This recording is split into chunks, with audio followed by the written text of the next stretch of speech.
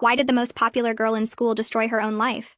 Harper was the kind of popular that made other girls either worship her or secretly hate her. She had 20,000 IG followers, the quarterback boyfriend, and threw the best parties at her massive house while being cheerleading captain and student body president with the perfect GPA.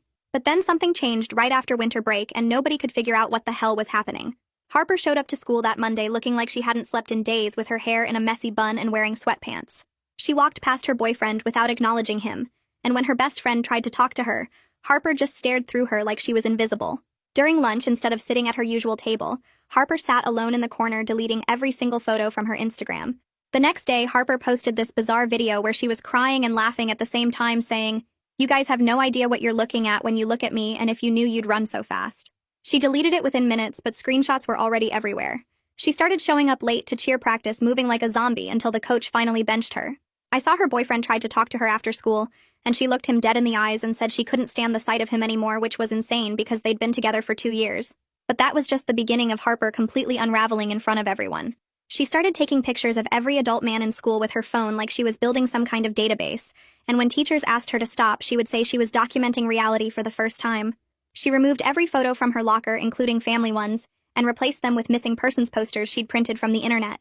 During chemistry class, she suddenly asked the teacher if he'd ever wondered how many dangerous people walk among us pretending to be normal, and when he told her to sit down, she just walked out. She started avoiding going home, and would sit in her car in the parking lot for hours, just watching her house from across the street like she was scared to go inside. Harper started leaving notes in the principal's mailbox every morning at 6 that said things about checking criminal databases and background records according to the secretary who opened them. She would flinch whenever adult men walked past her and started recording conversations on her phone whenever her father's name came up like she was gathering evidence. Her friends tried an intervention, but Harper kept saying they lived in a bubble where monsters looked like regular people, and nobody wanted to see what was right in front of them. She stopped wearing makeup and started wearing her dad's old college sweatshirt every day, but would pull at it constantly like it was burning her skin.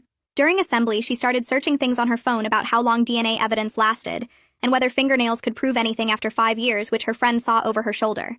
She asked a junior whose dad was a cop whether basements showed up on housing blueprints and if soundproofing materials left specific chemical traces. She started skipping classes to sit outside the guidance counselor's office writing pages and pages of something she'd immediately tear up and throw away. Then Harper did something that made everyone realize this wasn't just a weird phase. During the school assembly where she was supposed to give a speech about the fundraiser, she grabbed the microphone and started talking about how everyone was living in a fantasy and that she'd discovered something that changed everything, and she couldn't pretend anymore. Security escorted her off stage and she didn't come back for 3 days. When Harper returned, she was like a ghost, avoiding everyone, including her own reflection.